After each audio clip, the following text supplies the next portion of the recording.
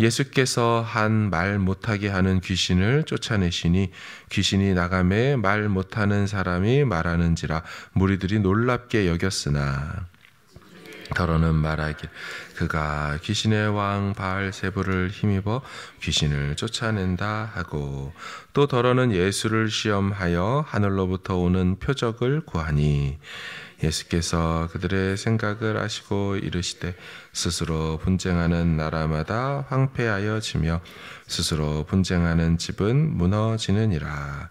너희 말이 내가 바알세불을 힘입어 귀신을 쫓아낸다 하니 만일 사탄이 스스로 분쟁하면 그의 나라가 어떻게 서겠느냐. 내가 바알세불을 힘입어 귀신을 쫓아내면 너희 아들들은 누구를 힘입어 쫓아내겠느냐. 그러므로 그들이 너희 재판관이 되리라. 그러나 내가 만일 하나님의 손을 힘입어 귀신을 쫓아낸다면 하나님의 나라가 이미 너희에게 임하였느니라. 강한 자가 무장을 하고 자기 집을 지킬 때에는 그 소유가 안전하되 더 강한 자가 와서 그를 굴복시킬 때에는 그가 믿던 무장을 빼앗고 그의 재물을 나누느니라.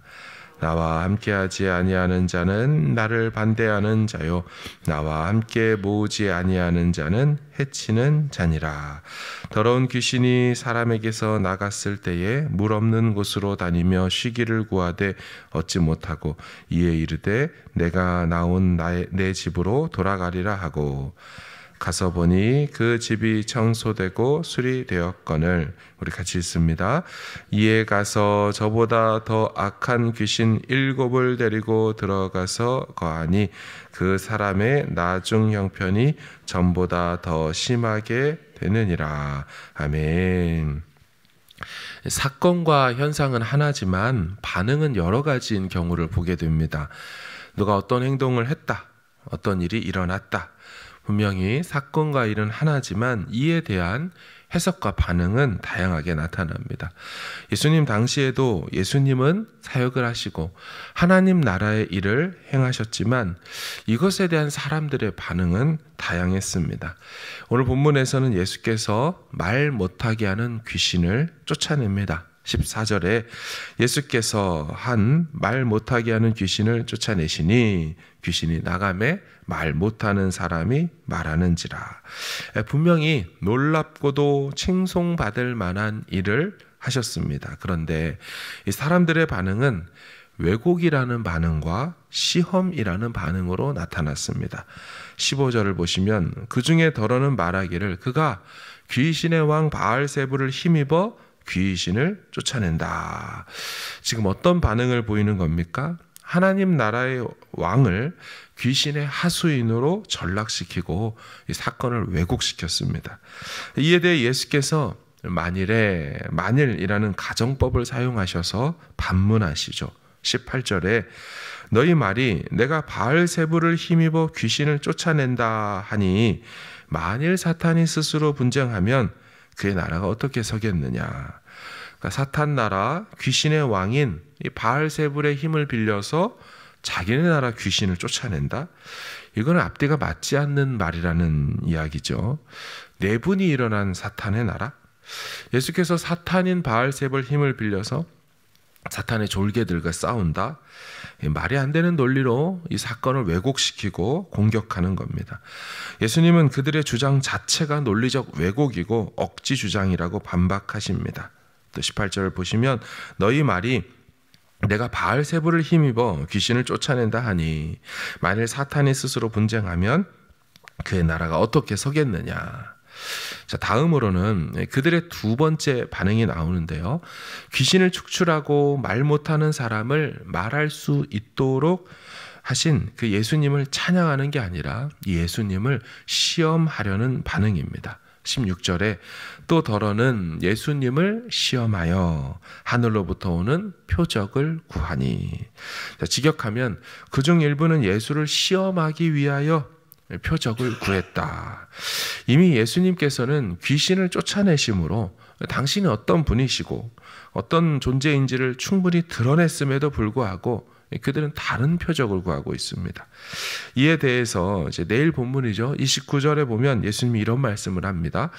무리가 모였을 때 예수께서 말씀하시되 이 세대는 악한 세대라. 표적을 구하되 요나의 표적밖에는 보일 표적이 없나니. 그 내용까지를 정리하면 이런 말입니다.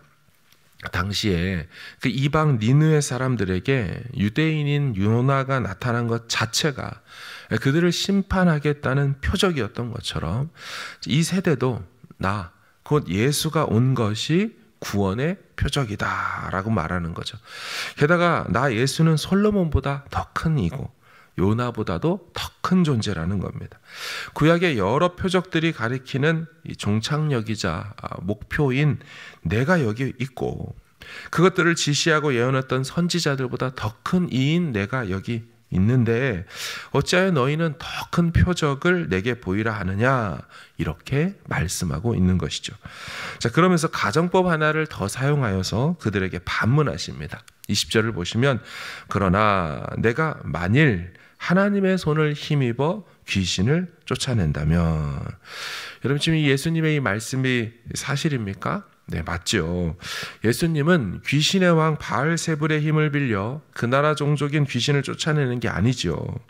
예수님은 하나님 나라의 왕으로 하나님의 손을 힘입어 귀신을 쫓아내는 게 맞습니다. 그래서 이 하나님의 손, 직역하면 하나님의 핑거, 손가락입니다. 히브리식 표현으로 하나님의 권능을 말할 때 쓰는 표현이죠. 그러니까 예수님은 하나님의 손, 하나님의 권능을 통하여 귀신을 쫓아내셨습니다. 따라서 지금 이 예수님의 가정이 맞다면 그 다음의 말도 참이 되어야 합니다. 그것이 무엇입니까? 20절 중반절을 보시면 내가 만일 하나님의 손을 힘입어 귀신을 쫓아낸다면 하나님의 나라가 이미 너희에게 임하였느니라. 무슨 말입니까? 귀신이 쫓겨난다는 말은 귀신의 나라가 패배하고 있다는 것이고 이제는 하나님의 나라가 임했다라는 증거이죠. 그래서 이미라는 시간 부사를 사용하고 있는 것입니다. 네, 맞습니다. 우리는 이 성경의 귀신 축출 사건, 축기 사건 혹은 엑소시즘 이런 걸 볼 때 하나님 나라의 관점에서 보아야 합니다. 귀신이 쫓겨나가는 것은 이 귀신의 나라, 사탄의 나라가 끝났다라는 거고 이제 하나님의 나라가 임했다라는 것을 확증해 주는 사건들이면서 그 증거들과 그 표적들로 보아야 한다는 것입니다. 새 통치자가 임했고 그 지역을 새 왕이 정복한 증거가 이전에 그곳에 살고 있던 유지들, 불법 점거자들 모두 그 지역을 떠나가게 되는 것과 같은 이치인 것입니다. 그러나 그들은 눈이 가리워졌고요, 마음이 굳어져서 스스로 기도 막아버렸습니다. 그래서 눈앞에서 귀신이 쫓겨나는 분명한 표적을 보면서도 그 표적이 가리키고 그 표적이 지시하고 있는 이 대상과 목적을 알지 못하죠. 사실 의도적으로 거절하고 있는 것입니다. 사랑하는 여러분, 복음서의 예수님의 사역을 어떻게 보고 계십니까? 예수님은 그냥 폼 잡으려고 멋지고 강하게 보이려고 귀신을 쫓아내는 것이 아닙니다. 예수님 축기 사역의 목적은 이제 사탄의 나라가 패하였다, 이제 하나님의 나라가 임하였다를 보여주는 분명한 표징인 것입니다. 그래서 예수님이 자신의 이 공송회를 처음 시작할 때 가장 중요했던 첫 사역으로 뭐가 등장합니까? 이 마태복음, 마가복음, 누가복음에 다 공이 나타나는 내용이죠. 광야에서 40일을 금식하시고 예수께서 그 시험, 유혹, 사탄의 공격을 받고 그것을 이기신 장면이 나옵니다. 이것은 첫사람 아담은 실패했지만 사탄에게 마지막 아담이신, 둘째 아담이신 예수님은 이겨내신다는 걸 보여주면서 사탄이 이제는 패배할 것임을 그렇게 나타내주는 사건이죠. 그러니까 사탄이 등장하자마자 예수님께 패배당하고, 그래서 예수님의 공생의 사역은 사탄에 대한 승리로부터 시작한다라는 거죠. 그래서 그 사건을 끝나고 나면 사탄 마귀가 떠나는 장면이 나오고요, 천사들이 곧 나와서 수종드는 장면들이 나오는 것이 이것 때문인 것입니다. 광야 금식 후 승리하는 모습으로 예수님의 공생의 사역이 시작되는 것, 이제 예수님은 승리하실 것이고 계속 그 사탄과 그 졸개들을 무찌르신다는 것입니다. 예수께서 오신 이유는 죄의 종노릇하고 이 불순종의 아들들 가운데 역사하는 영인 이 사탄의 영에 압제당하고 살아가는 자기 백성들을 구원하기 위해서 오신 것이죠. 이것을 바울은 골로새서에서 이렇게 말했습니다. 그가 우리를 흑암의 권세에서 건져내사 그의 사랑의 아들의 나라로 옮기셨으니 그 아들 안에서 우리가 속량 곧 죄사함을 받았느니라 말씀하셨습니다. 사랑하는 여러분, 예수님은 말 못하는 귀신을 쫓아내 주시는 하나님 나라의 일을 하셨습니다. 그러나 사람들의 반응은 제각각이었습니다. 왜곡하는 사람, 억지 주장하는 사람, 스스로 귀를 막아버리고 마음을 닫고 눈을 닫아버리는 사람이 있었습니다. 그래서 사탄의 나라의 일을 멸하시고 왕으로 생명을 얻게 하고 더 풍성히 얻게 하려고 오신 예수님을 알아보지 못했습니다. 오히려 귀신의 왕인 바알세불의 하수인으로 예수님을 전락시키는 신성모독적인 일을 행했습니다. 수많은 사람들이 오늘날도 예수의 사건, 복음을 듣습니다. 믿는 우리도 성경에 기록된 예수의 사건, 복음을 듣고 있습니다. 우리는 어떻게 반응해야 할까요? 하나님 나라의 왕으로 오셔서 사탄의 나라를 멸하시고 자기 백성을 죄에서 구하러 오신 이 주 예수께 어떻게 반응해야 할까요? 우리 믿음의 선배이자 바울은 그에 서신 로마서 11장 36절에 이렇게 말했습니다. 이는 만물이 주에게서 나오고 주로 말미암고 주에게로 돌아갑니다. 그에게 영광이 세세에 있을지어다. 아멘이라고 말했습니다. 주님께만 드릴 합당하고도 마땅한 존귀와 영광과 찬양을 돌려드렸습니다.